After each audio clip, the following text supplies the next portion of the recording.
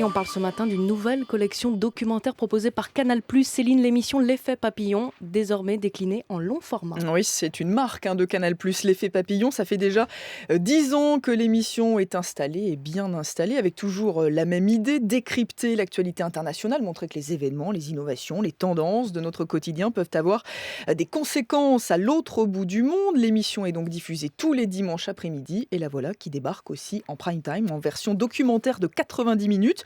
Le premier est diffusé ce soir, consacré aux sorciers du portable, comprendre Uber, Tinder et autres blablacar. Alors on part tout d'abord à San Francisco, à la rencontre des petits génies des applis. Pour moi, Airbnb a le potentiel de rapprocher le monde. Ça marche comme ça avec Tinder, tu swipes. On a été bluffé par la rapidité du succès de notre appli. On veut toujours tout au bout du doigt. C'est ça la nouvelle économie du smartphone.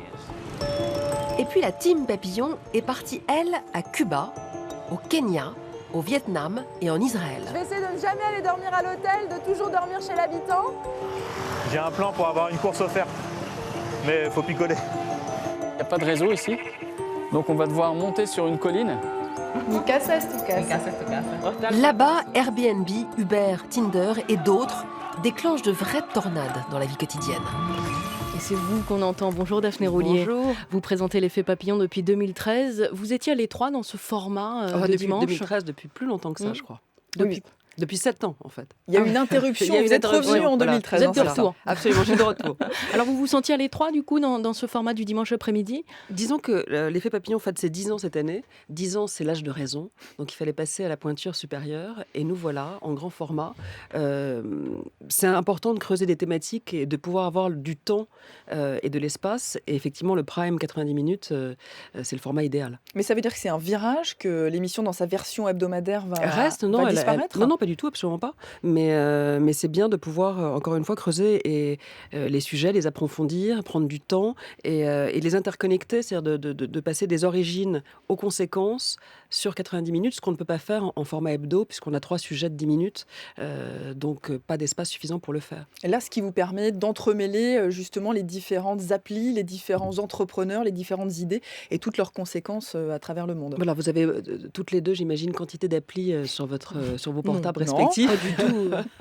Et je vous mets au défi de savoir quels sont les impacts, les répercussions ou les mutations, ne serait-ce que sociales, sociologiques, sociétales, économiques, qu'elles provoquent et qu'elles génèrent à l'autre bout du monde, à des milliers de kilomètres de chez nous.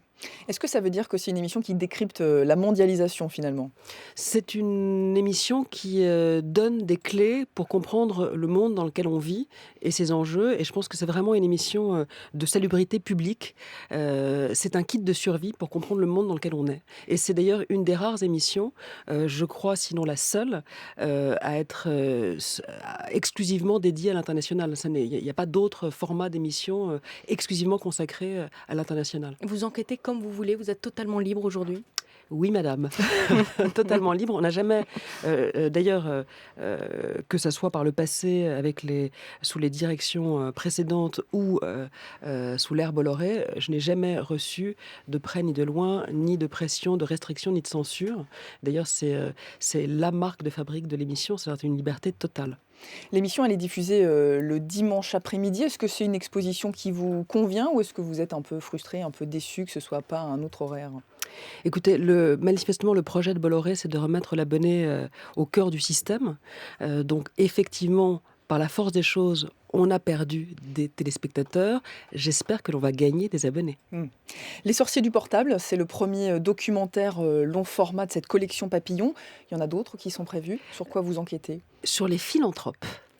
Vaste sujet. Vaste sujet. C'est en cours de fabrication et ça devrait être diffusé a priori à la rentrée. D'accord. Ça dépend des audiences de ce soir? C'est une question que vous devez poser au directeur des programmes, Gérald Brice-Viré. C'est une grosse équipe, l'Effet Papillon? C'est une grosse équipe, c'est une dizaine de journalistes avec des correspondants dans le monde entier. C'est important d'avoir des gens qui vivent dans les pays et qui qui sont un peu des lanceurs d'alerte. Donc c'est une équipe réduite à Paris, mais extrêmement vaste dans le monde. Vous tissez des liens un peu partout. Oui, absolument. Daphné Et c'est Roulier, le principe de l'émission. merci beaucoup d'être venue à France Info ce matin. Merci à vous, mesdemoiselles. Premier numéro de la collection Papillon, les sorciers du portable. On regarde Canal+, c'est ce soir à 20h55. Et merci à vous, Céline Aslo.